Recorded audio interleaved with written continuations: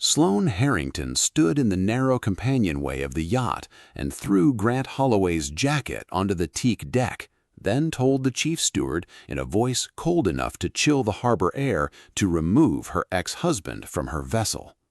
The 6 Blackthorn Global executives behind her laughed, certain the man in the plain canvas jacket had wandered somewhere he didn't belong. Grant only asked quietly whether she was sure she wanted to humiliate him in front of the entire crew. Sloane smiled the way she used to smile before signing a contract she'd already decided to break, and told him a man like him didn't belong anywhere near a $60 million yacht.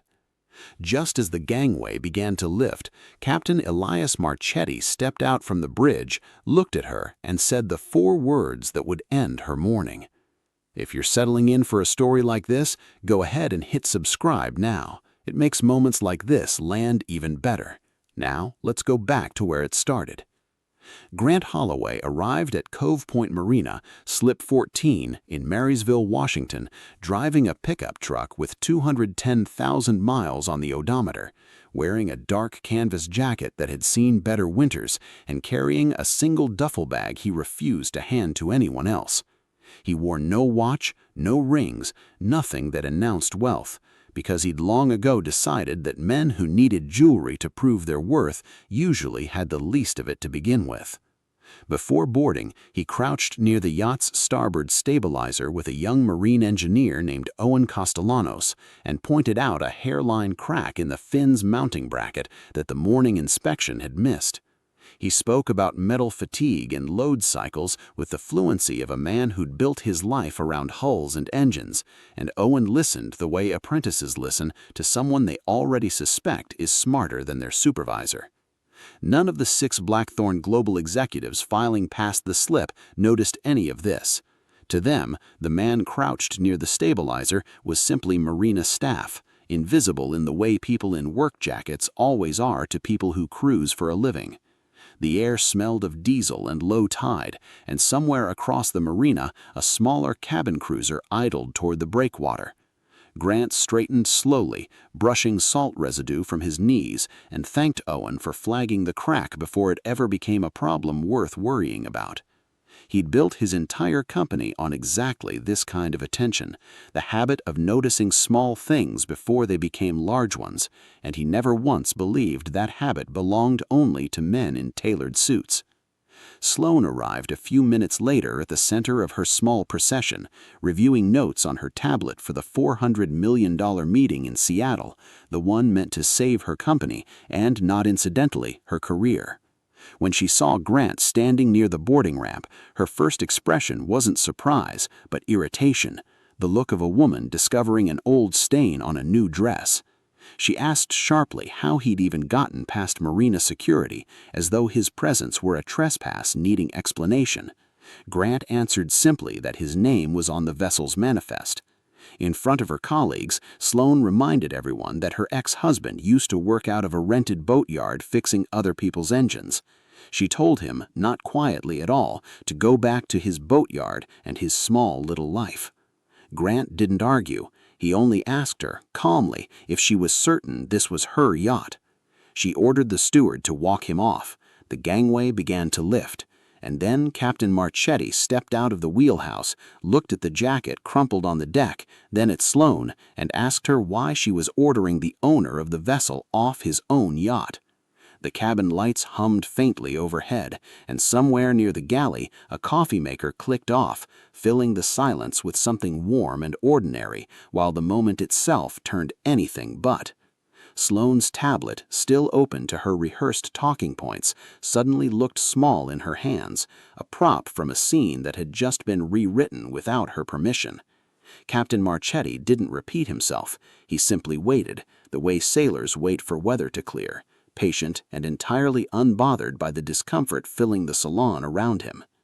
Sloane laughed, assuming it was some kind of joke or a case of mistaken identity between 2 men who happened to share a common surname. She told the captain, with the patience of someone explaining something obvious to a child, that Blackthorn Global had chartered this yacht for the trip to Seattle, and whoever this man was, he wasn't part of our company's arrangement. Marchetti explained, without raising his voice, that Blackthorn Global had chartered nothing at all, that Holloway Meridian had offered the crossing as a courtesy ahead of the very meeting she was preparing for.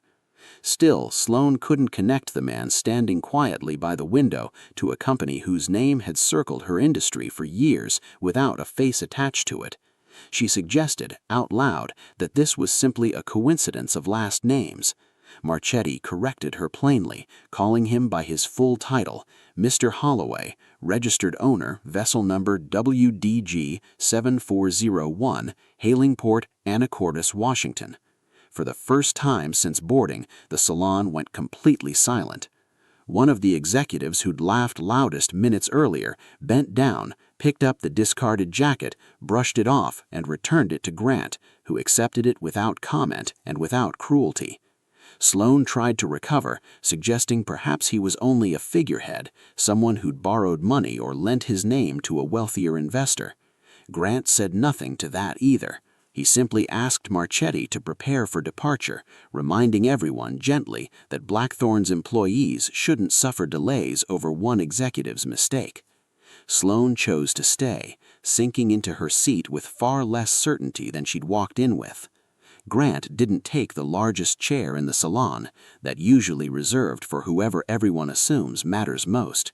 He returned instead to his familiar seat by the aft window, opened his laptop, and resumed working as though nothing unusual had happened. Curious and unsettled, Sloane leaned toward a young steward and asked quietly how long Mr. Holloway had owned this particular yacht. The steward answered without hesitation that this was the 5th yacht in his private fleet, spoken as casually as someone naming a favorite coffee order.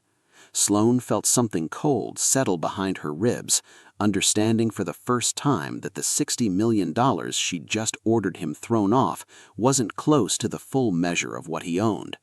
On the folding table in front of her sat the investment proposal she'd rehearsed for 6 months, its cover page bearing a line she hadn't registered until this exact moment.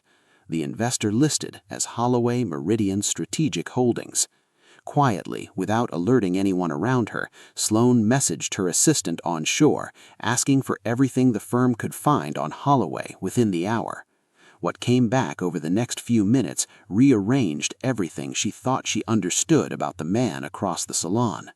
The company owned 5 vessels used for marine survey and executive transport, operated 2 full marine engineering research centers, and held a portfolio of patents built around predictive hull stress and propulsion failure detection, technology that commercial shipping fleets had quietly licensed for years.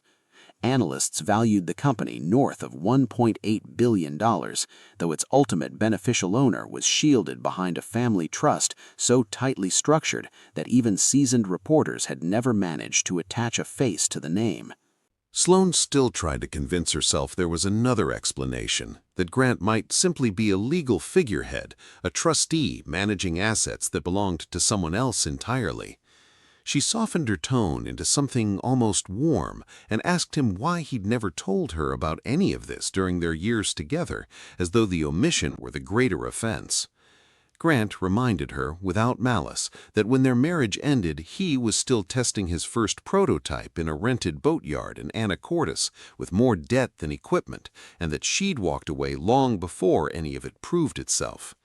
He added simply that he owed no accounting of his fortune to a woman who'd already decided he'd never build one. Sloane tried to reverse the blame, accusing him of hiding money deliberately, so history would remember her as someone who'd abandoned a rich man rather than fled a failing one.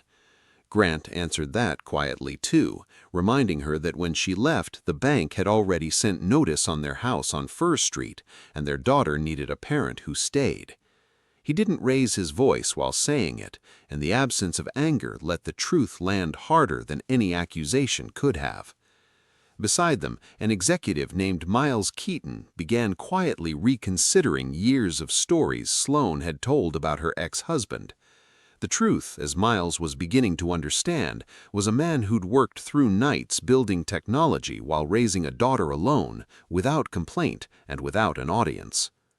Still unwilling to fully surrender the narrative she'd built for herself, Sloane offered one last dismissive remark, suggesting he'd simply gotten lucky licensing a piece of software to the right shipping line at the right moment.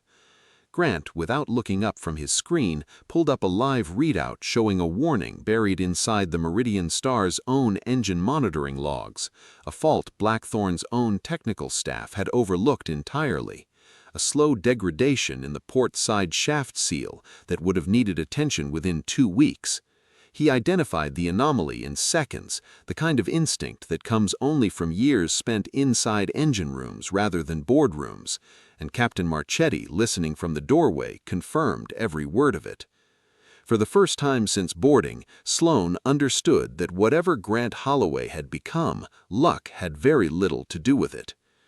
Holding the investment proposal she'd prepared for a stranger she assumed would never truly examine it, Grant asked her, in the same even tone he'd used all morning, whether she understood exactly who would decide if her company received $400 million or collapsed without it. Sloane insisted with what little authority she had left that the final decision belonged to the Holloway Meridian board, not to any single man sitting on a private yacht. Grant closed the folder in front of him and told her, without theater, that he was chairman of that board, and there was no vote taking place today that didn't run through him first. There was nothing left for her to deny.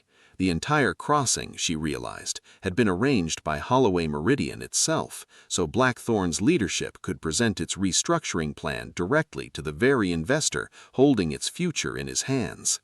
For 6 months, Sloane had prepared to impress a mysterious billionaire she'd never met, without once suspecting he was the same man she'd once called a failure in front of his own daughter.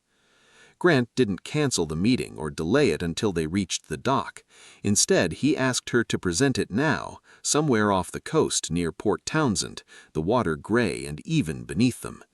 As Sloane reached for her tablet, a secure message arrived on Grant's phone from Dana Whitlock, his lead counsel, informing him that investigators had finally identified who signed off on the falsified maintenance reports buried inside Blackthorn's books, and that the signature belonged to Sloane Harlington herself.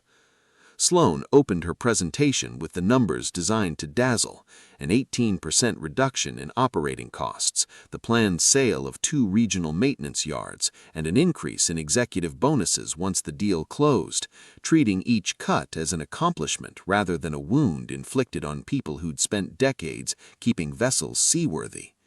Grant, who understood better than anyone in that salon exactly what those workers did and why their experience couldn't simply be replaced, asked her plainly who would be accountable when the maintenance chain inevitably failed without them.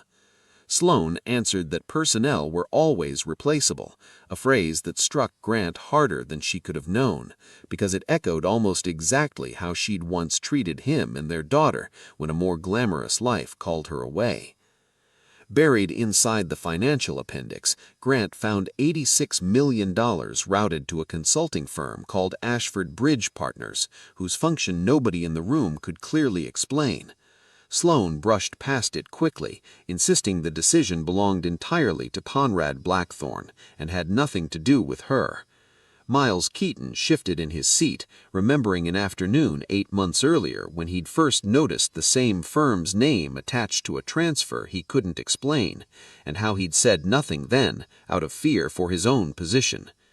Grant asked, without raising his voice, to see the original unedited figures behind every number in the presentation.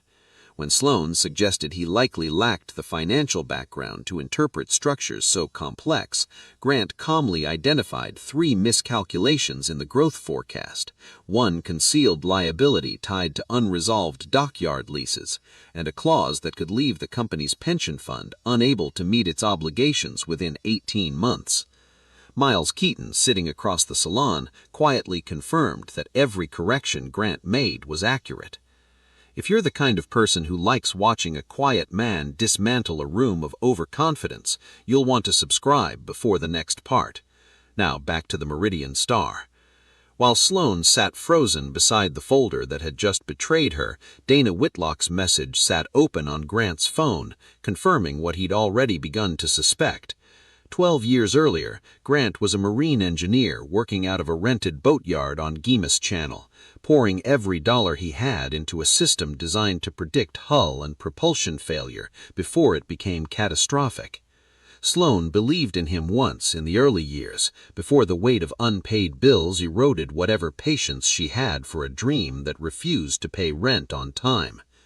It was Conrad Blackthorne who first pulled her into his orbit, offering her a taste of private yachts, five-star hotels, and rooms full of people who spoke in numbers with more zeros than she'd ever imagined for herself. Long before that, Blackthorne had approached Grant directly, offering to buy his early technology for a fraction of its worth on the condition that Grant sign away certain safety verification steps to lower production costs. Grant refused outright, unwilling to trade verified safety for speed, a decision Sloane at the time considered proof he cared more about principle than about providing for his family. That single refusal became the fracture point of their marriage, the argument neither of them ever fully recovered from. She left not long after a failed funding round left them nearly broke, walking away, while Piper, only 7 years old, stayed behind with her father because there was simply no other choice to make. Those early years hadn't been easy on anyone, least of all Piper, who grew up falling asleep to the sound of her father typing at the kitchen table long before her bedtime, surrounded by printouts covered with equations she wouldn't understand until she was old enough to study them herself. Grant remembered those nights clearly, the cold coffee, the space heater that never quite warmed the back room where he worked, and the particular loneliness of building something nobody believed in yet. Less than a year later, Grant's prediction system caught a catastrophic shaft failure forming inside a regional ferry fleet's engine array before it could ever become a headline. That single contract became the foundation on which Holloway Meridian was built.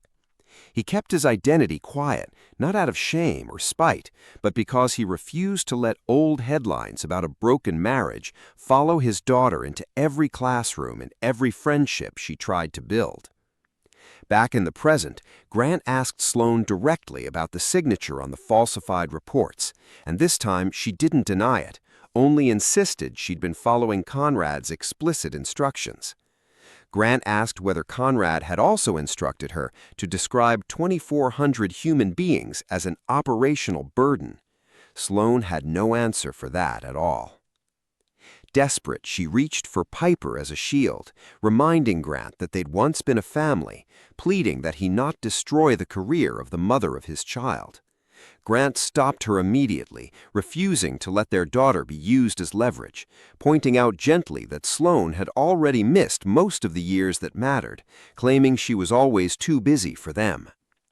As if summoned by the moment itself, Piper called her father from her dormitory at the Cascade Maritime Institute, asking a quick technical question on a shaft alignment assignment due the next morning.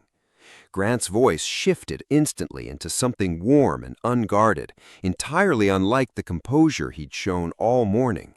Sloane heard every word, but said nothing, because Piper had no idea her mother was sitting only a few feet away, listening to a closeness she herself had never managed to build. Piper's question that day was about shaft alignment tolerances, a small technical detail from a homework assignment, and Grant walked her through it patiently, the way he'd walked her through countless questions since she was small enough to sit on his lap in the old boatyard office. There was no performance in his voice, no awareness that anyone else was listening, only the plain warmth of a father who'd never once needed an audience to be present for his child. That short, ordinary phone call revealed more than any boardroom confrontation could have. It proved Grant hadn't built an empire to prove anything to Sloane at all, but to give his daughter stability and to protect the people who'd once trusted him with their safety. Before the yacht reached open water near the Strait of Juan de Fuca, Grant gave her one final opportunity, one choice with no room for negotiation. Tell the entire truth before they reached the marina in Seattle, or continue shielding Conrad and share equally in whatever came next. Still convinced her loyalty would be repaid, Sloane chose Conrad, certain that protecting him now would somehow protect her later. Minutes afterwards, a video call connected on the salon's private screen, and Conrad Blackthorne's voice filled the space with the particular coldness of a man accustomed to being ordered without question. He told Sloane bluntly that if Grant discovered anything at all, she alone would be the one who'd signed every document. Unaware that Grant sat directly across from her, Conrad instructed Sloane to secure the investor's signature before the vessel docked, no matter what it took. He went further, ordering her to erase every trace connecting the company to the $86 million transferred through Ashford Bridge Partners, his tone leaving no room for hesitation or conscience. Grant raised a single hand, signaling everyone in the salon to stay silent while the call continued, allowing the yacht's own legally disclosed recording system to capture every word without interruption. Conrad, growing careless in his certainty, revealed that Ashford Bridge Partners was in fact controlled by a private Blackthorne family trust, a vehicle designed to quietly move personal assets out of reach before the larger company collapsed under its own debt. He explained almost proudly that because Sloane's signature appeared on the paperwork, any investigation would find her name first and likely stop there. Sloane sat frozen, absorbing the reality that the man she'd served loyally for more than a decade had already built the exit ramp meant to leave her stranded in his place. She thought of every early morning she'd spent drafting memos in his voice, every holiday she'd missed to stay reachable for him, every time she'd told herself that loyalty upward would eventually be repaid in kind. None of it had ever been a partnership at all, only an arrangement that lasted exactly as long as she remained useful and not one moment longer. The salon around her seemed to tilt slightly, though the yacht itself sat perfectly level in the water, and she found she couldn't look at Grant, couldn't bear to see whatever expression was waiting on his face. Then Grant leaned into frame, and Conrad's tone shifted instantly, sliding into forced warmth as he insisted the entire conversation had simply been an internal misunderstanding blown out of proportion. Grant asked him plainly about the $86 million, the pension fund exposure, and the falsified maintenance figures, refusing to let the moment slip back into pleasantries. Conrad dismissed him as a fortunate engineer who lacked the experience to run anything resembling a global corporation, certain that a man who owned a handful of boats was no real threat to a dynasty like his. Grant didn't argue the point. He simply told Conrad they'd speak again at the conference and ended the call without another word. Once the screen went dark, panic finally cracked through Sloane's composure, and she offered to hand over every internal document she had in exchange for Grant's silence about what he now knew. Grant refused the trade outright, explaining that his goal had never been to destroy or rescue her career, but to protect the employees and shareholders who'd suffer if the wrong people escaped consequence. Miles Keaton admitted quietly that he'd kept copies of the original, unaltered reports for months, suspecting wrongdoing, but too afraid to lose his position to ever come forward. Grant promised without hesitation that anyone who told the truth honestly would be protected, a promise Sloane realized she'd never once offered to anyone beneath her. Slowly, she began to see that Grant was using his power in a way she'd never imagined possible, not to punish the vulnerable, but to shield them, and the realization unsettled her more than any accusation could have. Still searching for a way out, Sloane proposed transferring her personal shares to him, resigning quietly, publicly blaming Conrad alone, or altering her testimony to avoid scrutiny altogether. Grant asked for none of it. He asked only that she tell the plain truth, without embellishment and without recasting herself as a victim of circumstances she willingly chose, reminding her gently that the truth, however uncomfortable, was the only thing left that might still be worth something to her. Eventually, she handed Dana Whitlock access to the internal data vault, and what Dana uncovered there was worse than either of them had expected. Conrad intended to declare bankruptcy shortly after receiving the investment, then quietly reacquire the company's most valuable assets through an entirely separate shell entity registered out of Wilmington, Delaware. Dana worked in near silence for the better part of an hour, cross-referencing timestamps and shell company filings, until she finally looked up and said quietly that the paper trail told a clearer story than anyone had wanted to believe possible. Then Grant revealed something Sloan hadn't anticipated at all, that Holloway Meridian had spent the last 6 months quietly acquiring the majority of Blackthorn Global's outstanding debt. It meant Conrad wasn't merely asking Grant for an investment, he was already answerable to him as his largest creditor. As the Meridian Star began its final approach toward Bell Harbor Marina in Seattle, Grant looked at Sloan and told her that when the gangway lowered, Conrad would expect her loyalty exactly as before, and that she should be careful about disappointing him too soon. At the private terminal, a line of polished vehicles waited beneath gray skies for Conrad Blackthorn's arrival. He stepped onto the dock surrounded by lawyers and communications advisors, entirely unaware that the man walking calmly behind his own delegation controlled more of his company than he did. When Grant appeared first at the base of the gangway in his plain jacket, Conrad assumed, just as everyone else had that morning, that he was some marina hand traveling with the crew. In front of gathered reporters, Conrad ordered security to remove him from the area reserved for executives, and Sloan stood frozen, recognizing in that instant the exact scene she herself had staged only hours earlier. Grant didn't react at all.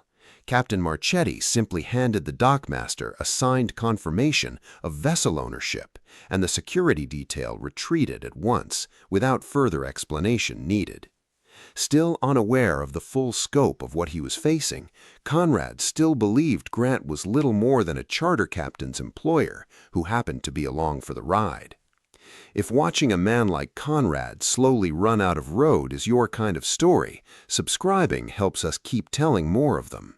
Now, into the room where it all comes apart. Inside the Fairmont Olympic Hotel, 411 University Street, hosting the investment conference in the Spanish Ballroom, Conrad ordered Sloan to proceed with the presentation exactly as rehearsed, as though nothing on the crossing had ever happened. He announced to a room full of shareholders that Holloway Meridian had all but agreed to commit $400 million, presenting the deal as a formality rather than the uncertainty it actually was. Sloan glanced toward the back of the room where Grant sat quietly among the crowd, and for the first time in her career, she understood exactly how it felt to be used by someone powerful and then discarded the moment convenience demanded it.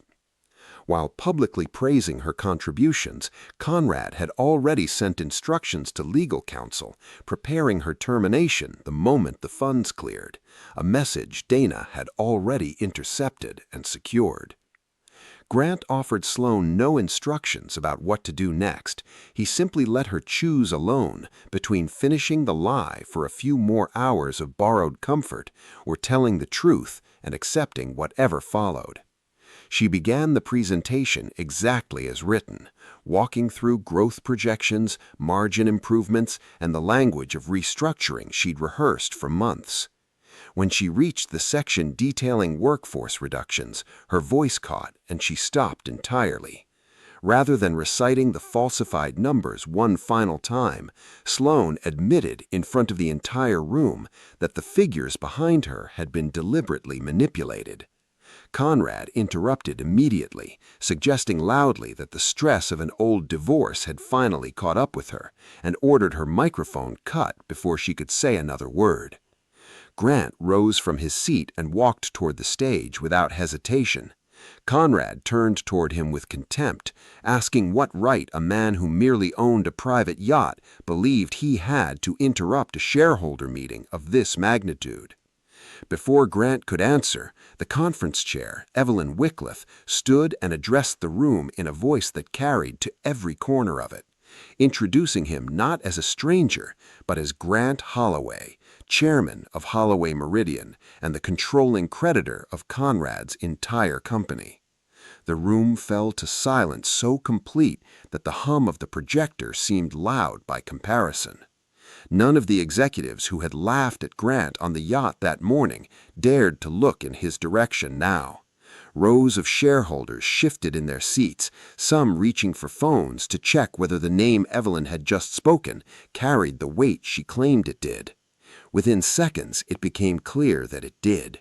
Reporters near the front of the ballroom began typing furiously, their questions about a routine investment pitch replaced entirely by something far larger than any of them had walked in to expect to cover.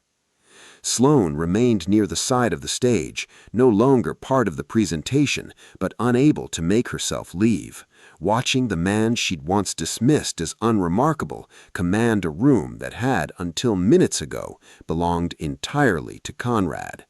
She thought briefly and painfully of every dinner party where she'd described her marriage to Grant as a chapter she'd outgrown, and wondered how many of those same people were sitting in this very audience. Grant kept his remarks brief, offering no boasts about personal wealth and no theatrics, choosing instead to let the evidence speak for itself. He laid out the falsified financial statements, the unexplained $86 million transfer to Ashford Bridge Partners, the scheme threatening the pension fund, the concealed maintenance data, the planned bankruptcy designed to strip value from the company, and the explicit instruction to make Sloane the sole face of every wrongdoing. Conrad denied it all, calling the accusations a coordinated hostile takeover dressed as a concern. Dana stepped forward and played the recorded call from the yacht, supported by banking records and internal correspondence that left no room for denial. Faced with undeniable proof, the board voted on the spot to suspend Conrad from his position immediately. Grant announced that Holloway Meridian would not proceed with the original $400 million on the terms Conrad had proposed. Instead, he offered a new path forward, one built around protecting the pension fund, retaining essential maintenance engineers, eliminating inflated executive bonuses, and creating an independent safety oversight board answerable to no single executive. He made it clear that ordinary employees would not be made to pay for decisions made far above their heads. With bankruptcy as the only remaining alternative, the shareholders accepted his terms without objection. Conrad was escorted away to face his lawyers and the beginning of a federal inquiry led by the U.S. Attorney's Office for the Western District of Washington, his downfall arriving not through violence or spectacle, but through documents, recordings, and the quiet courage of people who had finally stopped being afraid of him. A reporter near the front asked Grant how it felt to have his own ex-wife try to remove him from his own yacht only hours earlier. He didn't use the moment to embarrass her further. He simply answered that the yacht itself had never been the point, and that what mattered was the belief so easily held by people with power that a person without visible wealth didn't deserve respect. Somewhere behind him, Sloane lowered her eyes, hearing in his answer an accusation she'd never expected him to make out loud, and finding it harder to bear precisely because he hadn't tried to hurt her with it.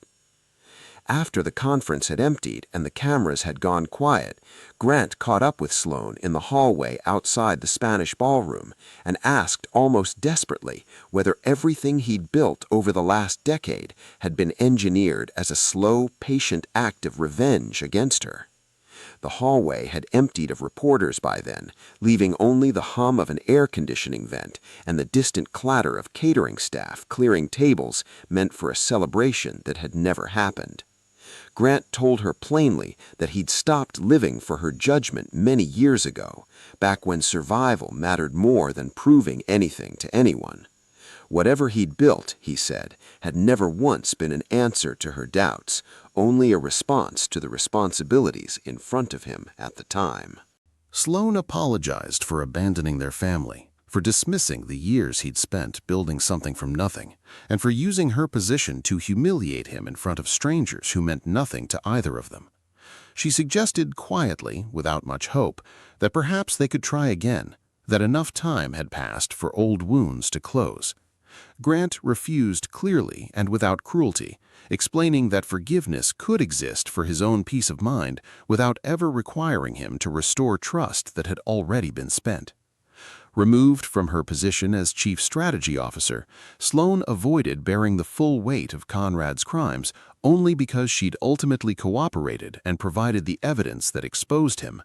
Still, consequences followed her regardless.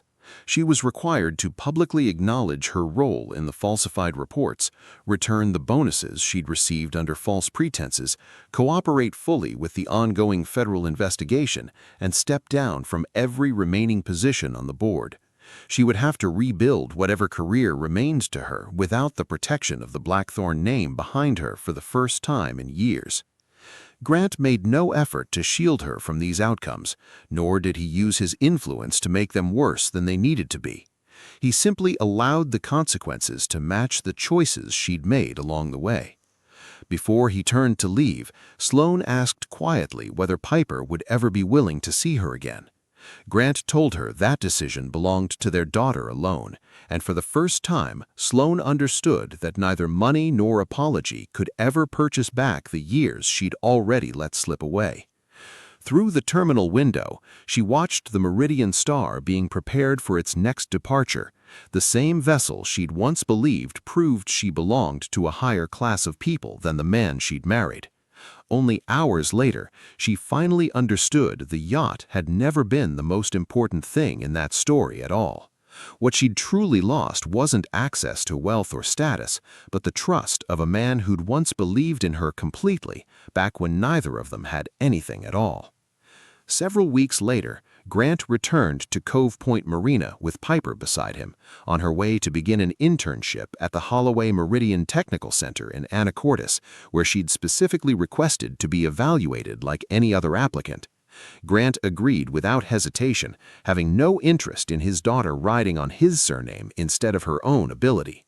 Piper already knew what had happened with her mother, and although she wasn't yet ready to forgive her, she'd agreed to read the letter Sloan sent, leaving open, however faintly, the possibility of something rebuilt slowly over time.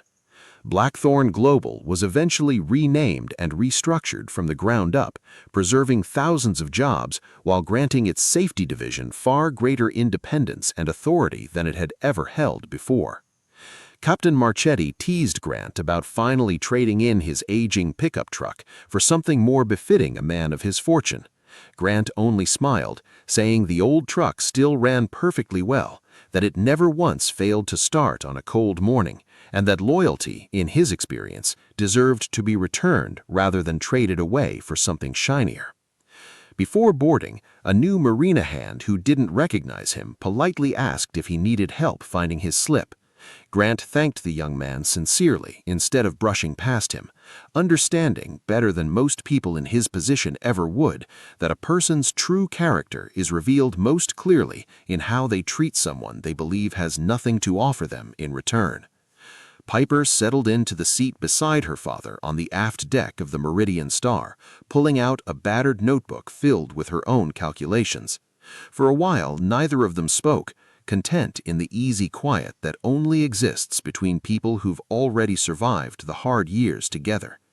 She asked him eventually whether he'd ever doubted himself back in the days of the rented boatyard. Grant admitted that he had, more times than he could count, but that doubt had never once felt like a reason to stop. As the yacht pulled away from Cove Point Marina into open water, Grant didn't look back at the marina behind him like a man celebrating victory over the people who'd once dismissed him. He was simply a father who'd held on to his principles, protected the people whose lives depended on his decisions, and proven, without ever needing to say it aloud, that the truest form of power is never becoming the person who once looked down on you.